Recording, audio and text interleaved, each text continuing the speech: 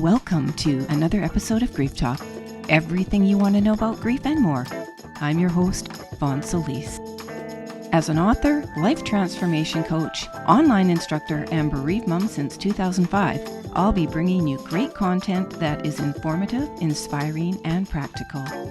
Whether you have suffered a loss or other adversity, stay tuned and tapped in as I cover a variety of topics to help you get where you want to go on your journey to heal and grow.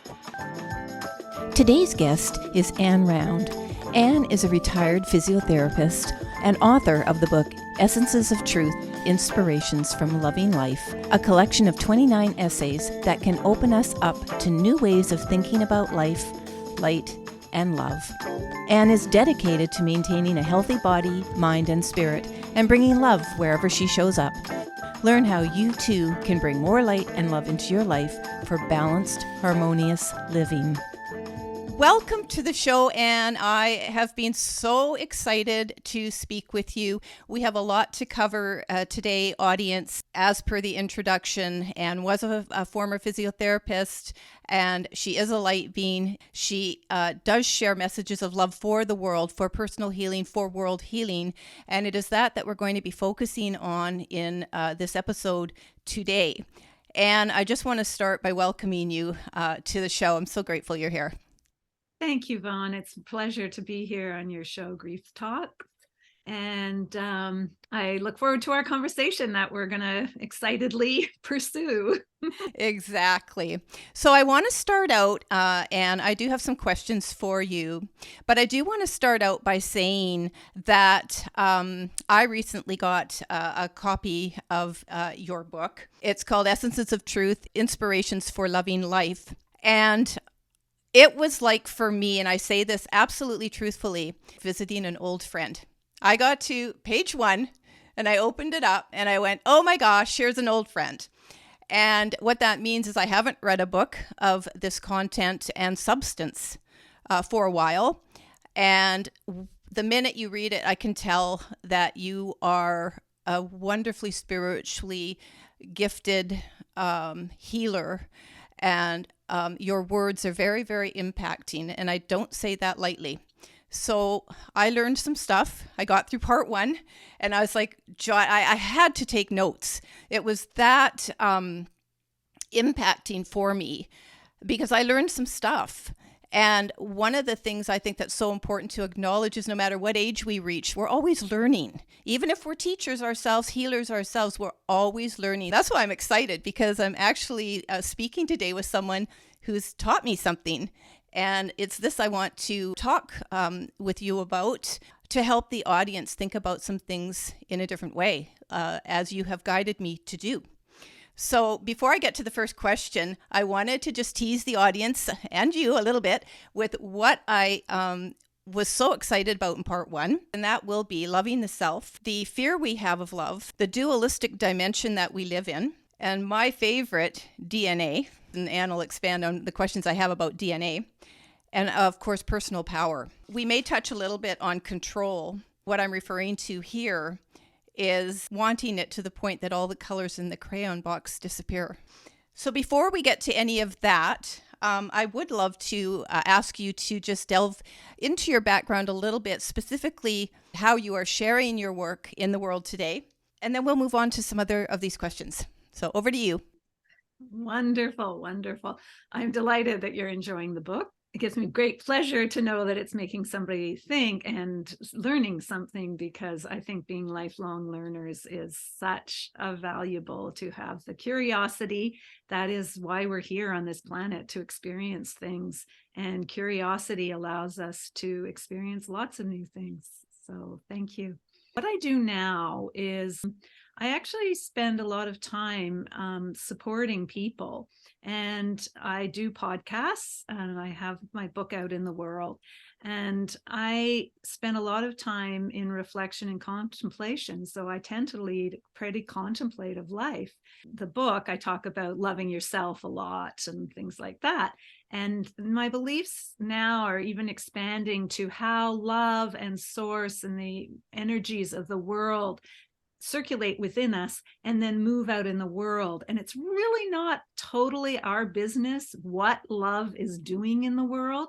And that's sort of letting go of that control piece, is allowing love to move through me. So I'm a conduit of love at this point, is how I would sort of sum up what I do. And I came to it starting out with meditation 25 odd years ago, when I had young children. I had a husband who was away a lot.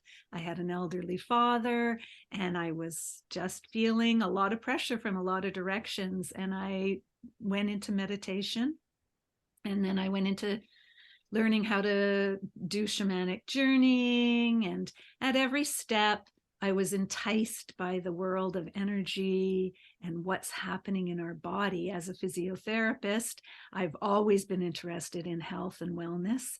And so I've just pursued that. And that's how I work in the world now.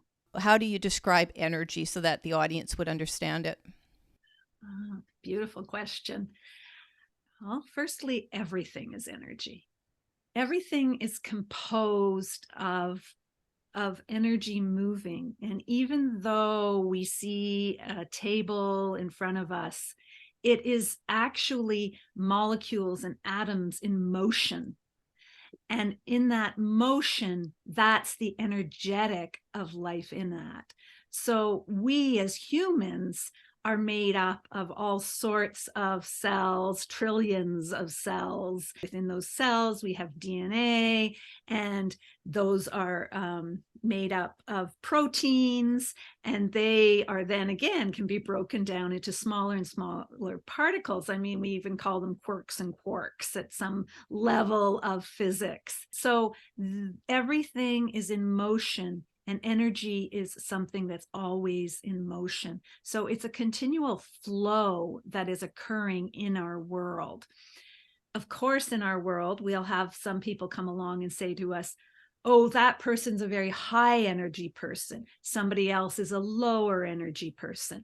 Things like that. Those are judgments on people's personalities and constitutions. But we are all energy. We are all having motion occurring within us. Years ago, that's when I started to shift my understanding and awareness of energy as molecules, and every single thing, even those inanimate objects, are moving cells. It's moving energy. And I think the discussion then was something around, if you looked at it long enough, the thing could change. Bending spoons, like years and years and years ago, I bent a spoon. I did a 3-day, weekend. And one of the first things we did, and this was when I was in my mid-20s, we bent spoons. And the process took about maybe 30 minutes. And it was just feeling the spoon change in however long it took you. It took me about 30 minutes and warm up. And then, listen, it just, and people were making shapes with it. You could twist it. You could do anything with the spoon. And so the reason I'm asking this and I'm starting this, because we're going to be getting into some questions. We're thinking of the body as energy and vibration is going to be very important. On the simplest level, what could a person do to think of themselves as energy? One thing that comes firstly into my mind is to realize that energy is everywhere. So when our radio receives a signal and then transmits it out into our living room, then that is energy. That is energy in motion. It's sound energy. It's been transmitted. And we live in a bath of energies at all time, similar to a fish living in the ocean. The fish doesn't really know it's in water, and we don't really know that on a day-to-day, minute-by-minute basis that we're in this bath of energy. But it is a bath of energy. So that's one thing to just sort of think about, that it really is everywhere around us. I love the bath of energy because I could visualize that. Just think about it in terms of, like chords or however one associates, energy, I guess, which I guess for a lot of people would be electrical, right? Would you say? often another way to think of energy is, what is the atmosphere doing? So we have days where we feel a little more pressure when it's very, very cloudy and things like that. And we have days where it's bright and blue and sunny. And then we don't feel as much pressure on ourselves. Those are ways we feel energy. And if anybody who's been somewhere where a thunderstorm will develop, you can feel that in the air. You can just, that thunderstorm is coming because you can actually feel it in the air. So if you see a thundercloud in the distance or whatever, you can just take a moment to become aware of how much can you feel that. And people feel energy in different ways. Some are very cognoscient, so they really feel energy. Other people are clairaudient, so they hear energy. Other people are visual and see the energy. So there's all these ways that we actually see, hear, feel, and claricognizant, which is just, you just know what is happening. So those are some forms of energy. On a simple basis for people, one of the ways I first was told is, if you just take your hands and bring your hands, I'm holding my hands up right now, if you're not on visual, and if you bring your hands really close together, you can feel that there's something in there. Yes. You move them apart, it changes a little bit. It does. You can play with this sort of accordion type of your hands going back and forth. And some people, I don't, but some people will see a little line of energy maybe going across their hands. So that's one way that people can start to play with energy, a really sort of specific level. And then you begin to feel it. And once you pay attention to anything, then you become more aware of it. And that's certainly how I learned and everything, is that paying more attention. And then with clients and things, I would, you'd feel that there was something going on, and I'm very claircognizant, and I would just, in putting my hands on their bodies, I would be given more information about what was happening in their bodies. Yeah. So why this is important to our conversation audience is because I believe, and these are just my words, and Anne, I think you agree, obviously reading your book, I know you do. So we're all energy beings, and I believe that we return to an energy form when we transcend, and that we are ongoing consciousness, whether it's light, whether it's an energetic being. I don't know what it is in the afterlife, but I've certainly had enough proof from my daughter and others that just because the physical body is gone, we're not. And so let's just call it energy today. This is why you can have a lot of electrical, not that we're talking about this today, but a lot of electrical interruptions when someone initially passes. They're playing around. It's one of the easiest ways that they can play around with letting us know. And as a little aside, this is just a little story, but at Christmas, my son, who's 30, likes to tell me he doesn't really believe in this stuff, okay? And there were 4 of us sitting at the dinner table, and I think it was on Christmas Eve. And as you do, you remember your loved one's gone. And of course, I was thinking about my daughter. She passed away in 2005, for folks that don't know this, at age 22, and it was suicide. So it's been a difficult journey for me. And it's forced me to question a lot of the things we're even talking about today, and rethink them and expand on them. But anyway, so right in the moment, the perfect moment, the ceiling fan light went on. And so my niece and I looked at each other, my husband, who is a believer, okay, yeah, it could be anybody. But anyway, that's not the story. The story is because my son kept saying, oh, I think he was joking, but it's Wi-Fi. They're all connected to Wi-Fi. Yeah, right. Well, it went on a total of 3 times over Christmas.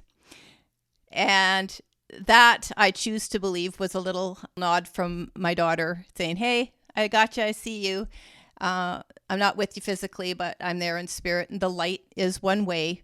That was a demonstration. When my husband's brother died about 3 years ago, a day after that he died, our whole electrical system went out of the car. Took it in for servicing, couldn't find a thing. Nothing worked. It was going crazy with the electrical systems malfunctioning. So we just assumed it was his brother and gotcha, but could you please not do anything to the car? Anyway, but getting back to us as energy, one of the reasons I wanted to talk a little bit about that and going into these questions from part 1 of your book is to help people understand that when they embrace new ideas, new thought to expand their consciousness and just want more, that, we don't have to just be these heavy corporeal physical bodies that can weigh us down in just so many ways, I wanted to start with loving the self. And your messages on each of these points in your part 1 of your book, Anne, are so poignant. It's I wanted to talk about them because these are issues that I think that people struggle with. And so my little note I had to myself is that, number 1, in talking about this, you're talking about, people need self-care. We really, really need self-care, and loving the self is one of the most important things we can do. But I think a lot of people are afraid of love, and I don't think they know how to take care of themselves. I almost think it's the number 1 job that we have.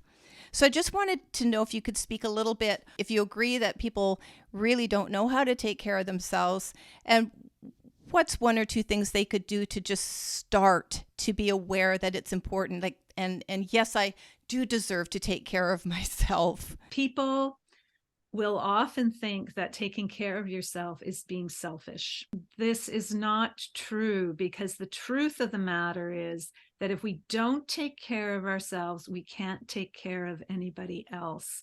And that's what I learned also as a physio, was that unless I took care of myself, I couldn't show up for my clients. And so I had to make sure I had enough sleep, that I had time outside, that I had exercise, that I had time to relax, things like that.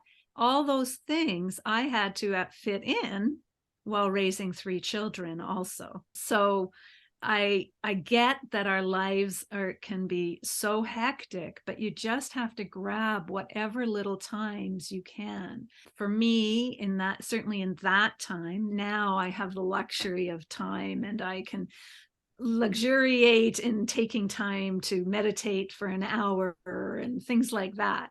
Mm-hmm. But at the time, what I would do is I would wake up 5 or 10 minutes early, and I would just lie on my back, and I would do some deep breathing, and I would just gather myself. And it was it's a little meditation, but it's gathering. And in that time, you can say your prayers if you have somebody you're concerned about, or if you've woken up out of a dream, just to settle before you start the day. And then I would ride my bike, a 5-minute bike ride to work. And during that time, I'd be saying my prayers on the bike. And so it was always for me in those very busy times, slotting it in. And it might be as little as saying thank you to the universe when you didn't hit a red light. You go, hey, thanks. So for the self-care for people themselves, it may be, climbing into a hot bath once a week. Mm-hmm. And putting on some nice music you like, and a candle, and really letting yourself sink into the pleasure of a hot bath. And if that isn't your pleasure, then you need that. Your pleasure may be taking that time and going for a run. And if that's your pleasure, well, then sink into it while you're out running. Feel your feet on the earth. Feel the trees that are around you. Look at the flowers. Take it in. So, I heard this a day or two ago, and it was talking about spirituality really being interacting with the natural world. I thought, oh, that's so good, because that's what it is, being part of your own life, not being a robot in your life, caring for yourself, looking at yourself in the mirror in the morning and going, I love you, or yes. Hi, have a good day. Yes. So even that is a positive expression towards your being, that is in the mirror, that you're addressing in the mirror. Yes. There's lots of little ways of doing it. I Yes. mention a lot of these little ways because I think people's time is so compacted in our lives these days. And everybody thinks, oh, I don't have time. But those small motions of self-care, your body, your mind, your heart will open to them. And then you'll find yourself giving yourself more. And that leads to loving yourself. I remember, and I'm speaking about this very quickly for audience members. So when I lost my daughter, obviously there was a lot of guilt and regret I felt, and no self-worth and all that kind of stuff. And this went on for quite a while. But I'm going right back to the beginning months. I wouldn't say days or weeks, but months when I could look at myself in the mirror. And today you wouldn't know I was the same person. But I would challenge anybody, if they're coming from any sort of feeling of undeservingness, just not even being aware of loving themselves. So let's just leave it at that. And to when you're looking in the mirror and maybe you're putting on the makeup, and for people that don't wear makeup, whatever gender, you're just looking, in the mirror, doing your hair, whatever. But really, and Anne, I'll bet you've done this, stop and really look in your eyes. Really look in your eyes and embrace every single bit of pain and joy. And sometimes they're just really intensized because you've come to the planet to have an incredible experience that it reflects the intensity in your eyes. The eyes are the absolute doorway to your soul. And really study and look at them. And then, as Anne says, say, I love you, but I would add your name. Because if you just sit there and go, I love you, yeah, but then you go, I really love you, Vaughn, or your name, it completely changes the interaction you're having with yourself. Would you agree, Anne? I totally agree with that, because when you say, I love you, and you can adding your name, what I feel is that I'm speaking. When I first started, I'm actually really speaking to that reflection in the mirror, but it's immediately speaking back to me because that's what's happening. And I personally would feel this energy sort of just come into my heart and into my solar plexus area when I would do that. And so it moved it from a mental thing of just utilizing words to actually feeling the loop that I was creating with myself. Because every time I say, I love you to someone, to myself or someone else, my body hears it first. My body gets to be the first thing to respond, gets to go, oh, and I may just be saying, I love you to you, Vaughn, but my body doesn't know that. My body only hears in every little cell of my body that's always listening and is always receiving. It hears, I love you. And there is just a relaxation and an opening within every cell of your being when you do that. So it's really worth doing it for yourself on a regular basis. Now, I just want to touch very quickly on the fear we have of love. I don't know why we're so afraid of love, receiving especially, giving maybe less so. But one thing I do have, you say in your book, our essence is light and love. That's who we are. So I wanted to just ask if you had any tip for someone who can't love themselves today. Is there one or two things they can do to, and this also goes with kindness, but just to be kind to themselves and to really think about embracing love for themselves? Mostly we appear to be able to give love better than we are able to receive. Most of that is set up by our societal conditioning, far beyond just our basics. Every baby that comes into the world just exudes love. Yes. It all gets covered up when society and parents and friends and whatever put expectations on that. It gets all piled up. And then we forget that we are love. And that is the thing. So for someone who truly is in a paradigm where they do not feel that they deserve or can receive love, honestly, the best thing is borrow a dog or a cat from someone for a short period, because the animals are always exuding love like that newborn. Yep. They can't not do that because that is who they are. And in actual fact, we cannot stop love either, but we have this mental capacity and that can interfere with it. If we can hush our brain enough and our mind, we are pure love. So one of the things that I try to speak of is that the word love has all those romantic connotations, everything like that. I had to shift the word love for myself. I use an acrostic, light of vitality everywhere. So when I was first learning to love myself, I would imagine light just coming from the heavens, flowing down and over me, and that it's life force. Mm-hmm. This is the life force I am. Mm-hmm. And so this is a really different thing than expecting another human to give us the love, because another human is their own history, their own biology. They're in their own cocoon, and it's not that they can't exude love, because they do, because it is simply a light that travels into us and travels out. It is there, but then for us to receive it is just to start the opening. So I would say that somebody who's having trouble feeling like they can't receive love, you need to first imagine the angels, imagine guides, imagine whatever you need to imagine, and that it's pouring down and into every piece of you, every cell. And then when you have come to a point where you can see that, then you can find it in yourself. You realize it's all part of you. And then you can play. You can play with yourself in the mirror. You can play with that pet.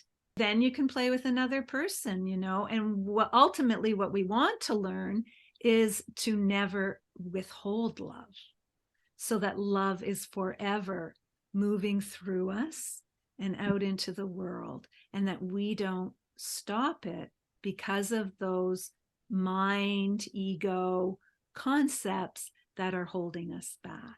And it doesn't mean that we're suddenly going around and hugging every person we see. There's many people that can't have that type of intimate contact, because that's intimate contact. Doesn't mean I can't stand back and just open my doors of love towards that person. Yes. A bit of intention that, that person's going through something tough. Yes. May the love that I am and they are be felt. That's really beautiful. And I'll speak to the people who might be dealing with trauma or another type of mental health issue that forces us to, I live with PTSD. I know all about the woe boundaries. And for some reason it's in the brain and survival and all that stuff, and we don't want to embrace it too much. I think it's the trusting thing. I don't trust you enough to get you, let you into this, boundary and so on, which can be really hurtful to loved ones. But I love the idea of, I'm having this vision of just embracing. And what I want to say is we can be vessels of love, and we can express love, even if we can't feel it to the degree we want to feel it for ourselves, or physically open that up in a more intimate way. I just mean by that hugging, that sort of thing, letting them into your space. I get that it's a problem for many people, but even just start with opening yourself up, thinking, letting that energy and vibration and light and love flow into your body and let it do its magic. I wanted to touch next on the dualistic dimension that we live in. Some of us struggle, and some of us just recognize and manage the dualistic nature of this human experience. You basically say that it is a dualistic dimension that we live in, which allows us to make choices. So for the audience that may not have heard about the dualistic dimension or is aware of it intellectually, it's as you say, each of us gets to choose our way of believing life is for us. I totally love that. And so speaking about the dualistic dimension in that term, they have a choice to choose how they want life to work for them, right? Yes. We truly do. We always have choice. That is the one thing we do have. We have free will to make choice. We have free will to change our past choices. It is the element in my mind that we have control of. So we live in a dualistic world. We live in a polarity. We live where there's left, there's right, there's up, there's down. This is the human condition. Mm-hmm. This is what becoming a human is to enter from, we were talking earlier about being energy. When we die from this life, we become energy. Mm-hmm. From that energy, we return to this life if you believe in reincarnation. Mm-hmm. And if you don't, then that's your choice. So in my world, I believe in reincarnation. So I believe we cycle out. Mm-hmm. And we're in an energy field of greater unity and greater oneness. Mm-hmm. And then we come back in. And when we come back in, people will say we're covered with veils or whatever, but we are then separated from that complete unity. And so we're in separating from that complete unity, we enter into this dimension of polarity. So one of to sort of move into the same conversation we've had is that we have a choice to love something or we have a choice to fear something. Mm-hmm. It's one particular polarity. And we get to choose. I often talk about our divine nature and our human nature. And what we're doing now at this point in history on planet Earth as mm-hmm. humans is we are allowing more of our divinity to descend into our humanity. Anybody that's heard that things are shifting, stuff like that. Yes. This is how I look at it. But there is that polarity of the divinity being one side of something and the human being another. But they need to come together. Yes. Now, I often talk in triangles. So I'll say I'm human on one point and I'm divine on another point. Mm-hmm. And then both of them come together in the tip of the triangle. And then I'm whole. Oh, I love that. And so that's one way I'll think of things. And I mean, even we can do black and white. Becomes gray when we mix it together, and think of all those beautiful different shades of gray in the world. Again, it comes back to when I said earlier, we get to make a choice. I get to make a choice whether I'm going to withhold love or I'm going to allow love to flow forth. Those are two opposites because again, yes. We are opposites. For me, find that allowing the love to flow forward makes me feel better, happier, joyful, peaceful, calm. And I withhold, I feel a resistance. And so, I make that choice. Oh, wow, that feels like there's some resistance there. Mm-hmm. I'm going to change my choice. What I just want to add here really briefly, because we could do a whole episode on just duality and choice, and we don't have time for that. But what I just want to say to anyone watching this or listening to this, and you're stuck in a situation that you absolutely think you can't get out of, you want to, but you think you can't. And I've been there before, and you've probably been there before. When you open yourself up to all the things we've talked about to this point, that your energy and all the other things, light, love, the more you embrace that and the more you will trust yourself to allow the universe to deliver. Even if you don't quite know what you want, the way will be shown to you what to do next. Take it step by step. You don't have to be stuck, and duality shows us this in many ways. Health, light, dark forces, good, bad people, In every way that you can think of. There is duality, like Anne was mentioning, and it comes to all of us, and we get to choose which, type of energy we want to mostly function from. And I say mostly because I don't always sustain within myself the true nature of how I know I am, but I can bring myself to center pretty quickly. So for me, the key is having the tools to be able to get to center, which leads me to DNA. So you say DNA is activated by light, and you talk about the conflict and tightening of DNA and the relaxation and loosening of DNA. And we're 75% water, and we can change the vibration. And you point to the work of Masaru Emoto. And so I went and I looked up his website. And I'll put that in the link below for people that may be interested. And they talk about, and they show images of molecules changing with language. So negative language and what that water molecule looks like. And then gracious, divine type words, love, gratitude, and so on, and how the molecule shifts. And it looks to me like I looked at them and all of them had 6 points with a center. I've been playing around with putting my hand over my cup of water or my tea beverage and asking the divine and source to change those molecules to molecule anyway, it's divine. And while I can't say I'm 100%, yes, I can taste a difference. I think I can because my taste buds have been off a little bit. More importantly, and here's what I wanted to talk briefly with you about. Again, we could do a whole episode on it. It's the changing of the DNA, relaxing and loosening my DNA for balance. And I'm so excited about that because it's working.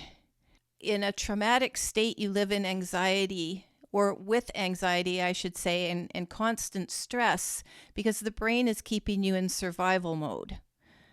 So if you are living with something that's causing you anxiousness and stress, we've got to change the inner vibration. So this is where I just wanted to acknowledge, and if there's anything you wanted to add about the importance of the DNA and relaxing and loosening it within us. I'm telling you, Anne, this has been the thing that is instantly calming me. Just want to say. So if there's anything you want to add. I do. I would like to add one. I would like to acknowledge Greg Braden's work on this because that's where I first heard about these concepts. Being a bit of a science person myself, I like to hear the science of things, and so the science is that they took just DNA out of like a saliva mucosal membrane thing, just like sending your DNA testing in to 23andMe or somewhere else. And they moved it further away from the source person and saw that the DNA reacted the same way the person reacted in a room 10 miles away. So that's one part of it. The other part was that they would have the samples of DNA in one spot. They would have the person being shown pictures of things in front of them, joyous, traumatic. And that's when they saw what the DNA did. So I think of it like a slinky. For DNA to replicate, it opens up, the RNA comes in and create new proteins to create molecules. To allow that to happen, the DNA strand needs to unwind a little bit. That's when you're going to get the best replication. What they found is when they showed people the joyous pictures, the DNA relaxed. Therefore, it was able to receive and to create the best replication. Yeah, I love that. Some of these people were showing horrific pictures. The DNA contracted and then became tight and denser. And so it speaks of, density versus lightness, closure versus opening. And it depends on what we're being exposed to. And yes, we've been exposed to a traumatic situation in some nature. We can then choose to use beauty, humor, other things to help us move through these things. And so much in our society, we think, especially if it has involved a person like your daughter, you think, oh, but I can't be happy because this happened. But the very best thing we can do for the person who, for the person impacted, is that we can be happy. We do open our DNA. We do allow creation to occur in a relaxed manner. The other piece I always, in the shamanic work I do, I would end up in like a cave somewhere, and I would be I was in healing, doing some healing work on myself, and I'd end up in this cave on a bed of some nature, and there would be all this pink light flowing around me. And when I saw that pink light, I knew there was a level of relaxation in my entire body. That's for me. Everybody's going to have their own little indicators, but it was very important. And in my work with in physio, I was very insistent that my clients were given, we used a lot of electrotherapy at that time. I would treat the patient, and then I would have them in a hot pack, and I would have them lie for about 15 minutes. And regardless of whether the modalities were doing what they were doing, what that client needed was 15 minutes to just integrate the relaxation so their DNA could begin to heal, so their blood would increase to flow.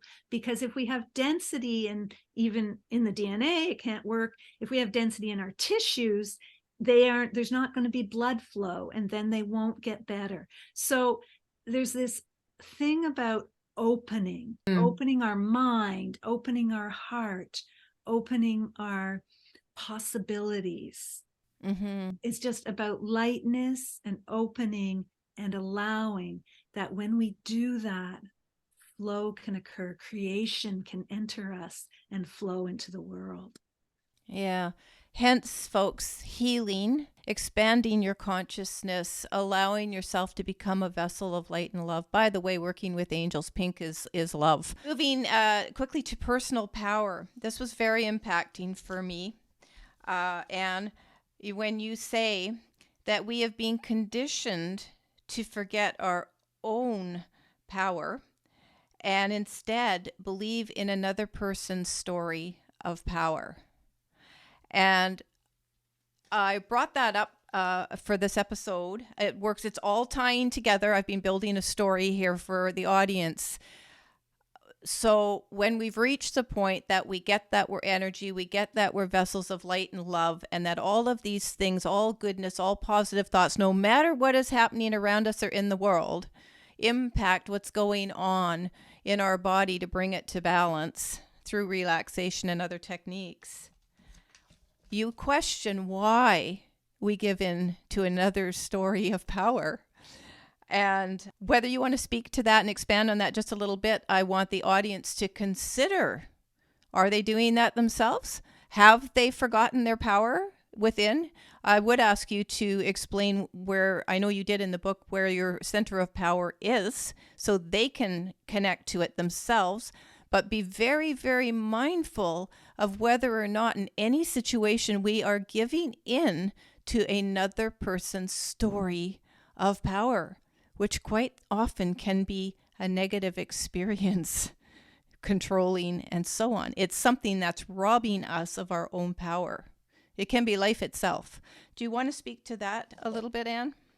Let me just start with where I consider our power center is our, there's other words for it. I think in the book I use the word dantian a lot.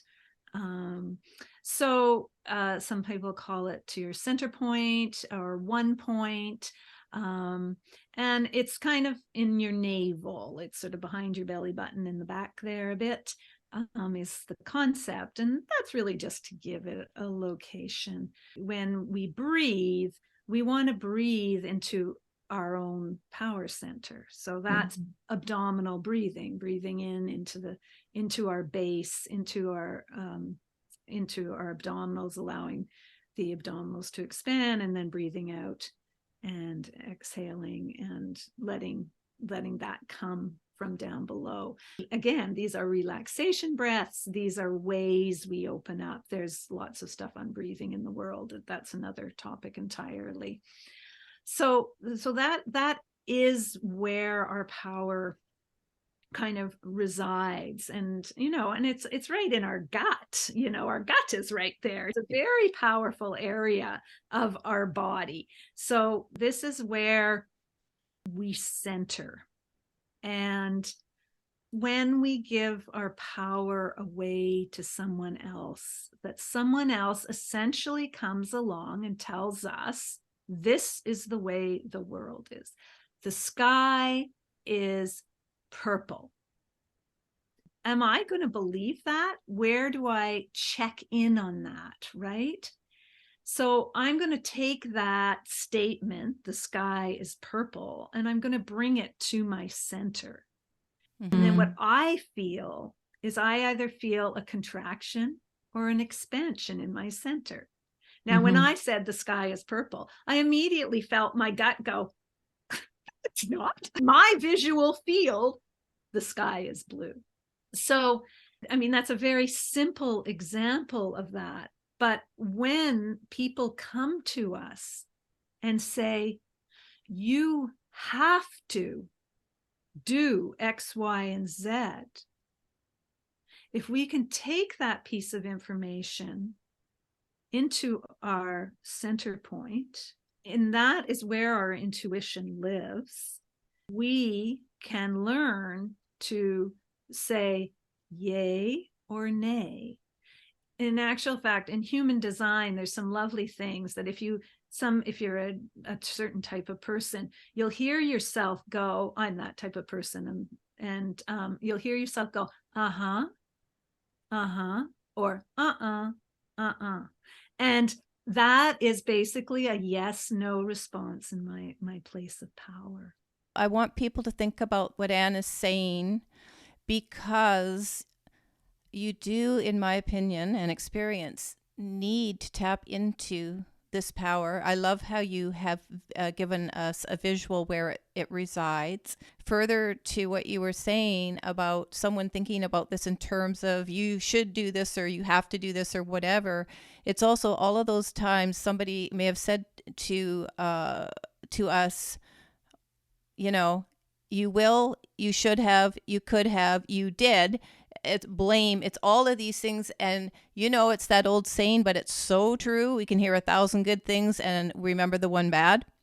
So it's essential, again, building on everything we've talked about to this point, to have it culminating in thinking about your personal power, your power, whatever you want to call it, that place that's really your strength. Okay, so Anne, I've got one last thing I want to talk about and have people think about, and this is the idea of control. To me, it goes hand in hand with power, possibly being aware at a highly innate level that you're losing it, and therefore you want to control things, or you just have a part of your nature because of something that's happened and there's a huge need to control around you. Trauma, again, is like that. I don't want anything else bad happening. I can't have it. I can't deal with it. I need to control every single thing around me. And listen, I've been like that for a long time and I'm aware of it now and I can manage it. But you say so poignantly, and again, I'm going to be remembering this, when we have the need, to control, to the point that all the colors in the crayon box disappear. So why I'm bringing that up for people to think about is because that is such a good visual, to be so rigid in one's thinking or so survival-based, instinctually driven. It has to be this way. Whatever is driving the need to control, and I think we all have a little bit of that within us. I still think it comes from our reptilian brain to ensure our survival. Is there anything that you could suggest to help people even start to give up just a little bit of control? It's like to have every color crayon, keep it in that box. So for me, in my life, there was a period where I was raising my 3 children. My husband was in the Navy and he was away for a huge amount. And I had to have a fairly big control things. I was running my own clinic and I had these kids, and it was a really crazy busy. And I just, I had a level of control that meant every single day, like my husband would go away for 3 months. Well, I would have all the meal planning for 3 months done. Wow.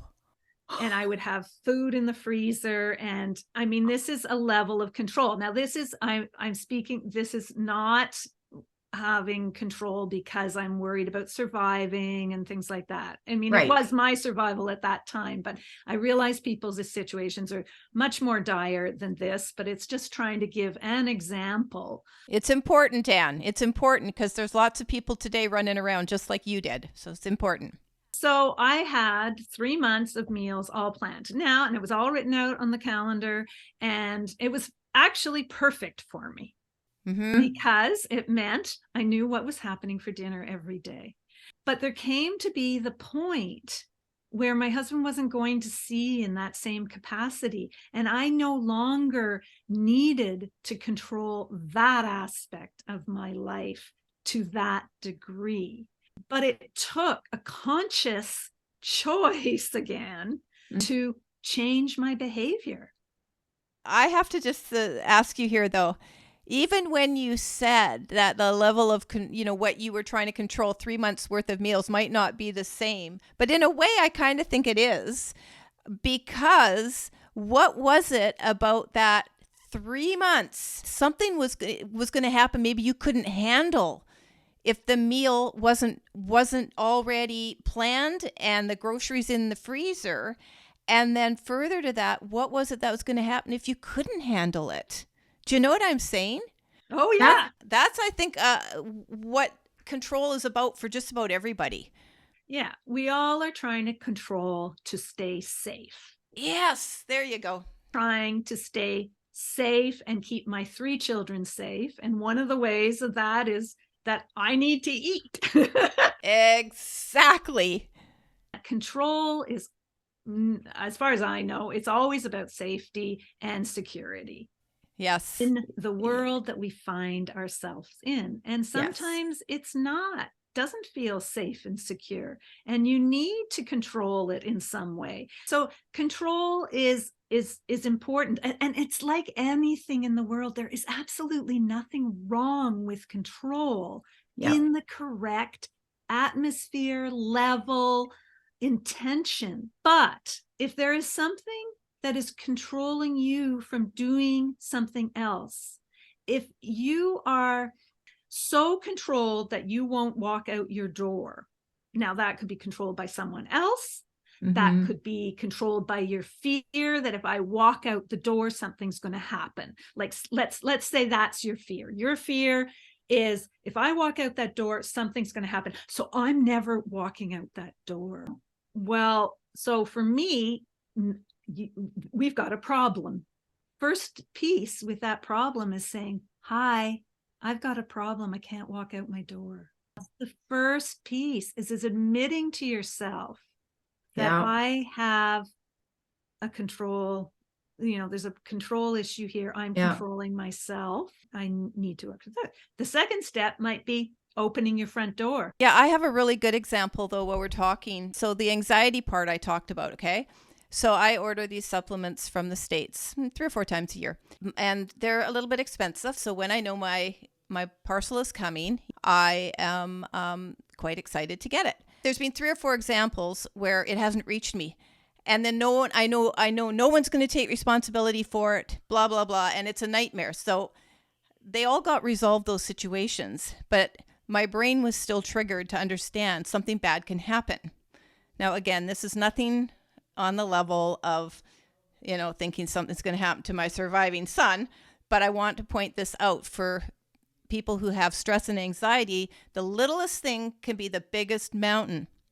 So what I did was, and this points nicely to your second part to your response, do something about it. Something even small. I changed to flex delivery and I tried it, and I just did it for the first time and had a parcel a couple weeks ago go to the post office. It means I have to go to the post office. But I trusted enough to, number one, and here's what I want the audience to think about. Whatever your situation is, trust yourself enough to make a change in your behavior once you've acknowledged that it's impacting your life. It's interfering with your life. So control when it's interfering for your life is the kind of control we're talking about. Trust yourself enough to make a little bit of a change. And if it doesn't work out, guess what? Trust that you can find a solution for the problem and make a different choice. And years of struggling with a whole bunch of different scenarios have taught me this. So I share that story because, again, to reiterate that no amount of control, big or small, is crazy. And it is something that has to be dealt with and changed. The behavior has to be changed if it's interfering with your life, because that's what makes us sick and keeps us locked indoors and keeps us from pursuing life, essentially. Think about whether or not your crayon box is full of colors or not. And this has largely turned into something a little different than I had intended to talk to you about today, but it has been very insightful. I just wanted to ask you, as we come to the top of the hour here, whether there's anything else you wanted to offer to the audience. I am going to be putting a link to your website where they can find your book. Again, you're the author of Essences of Truth, Inspirations from Loving Life. I will attest to the fact that you have beautiful, beautiful inspirations, wonderful exercises, and overall wise messaging in your book. So I do encourage anybody to go to your website and look into getting your book. If you want some daily comfort, you can turn to any, as you call them, essays. They're 29 essays, and just be comforted in the few pages that are filled with such impacting words. So thank you for sharing your wisdom with the world in that way. So is there anything else that you would like to share as we close this episode out? I really encourage people to trust life. There's a lot of things that are unknown and uncertain, but we just need to walk forward in life, trusting that we are love, we are loved, and we are loving. And that our pure essential nature will move forward in the world with kindness and respect, can be our very best choice for navigating any times of uncertainty. So I just encourage people to really trust. And as always, love yourself. It's the first step. Yeah, and I'm just going to give the audience, the quote that you have, your own saying, is that each of us gets to choose our way of believing that life is for us, and that is a powerful statement. So I want you to just think about that as we close this out. And I thank you so much for being here, and it's been wonderful, and I'm sure it's going to be impacting for a lot of people. I hope so. And thank you so much, Vaughn. It's been a wonderful conversation. And yes, I hope people can walk away with a few pearls of wisdom. I think they will. So thanks again.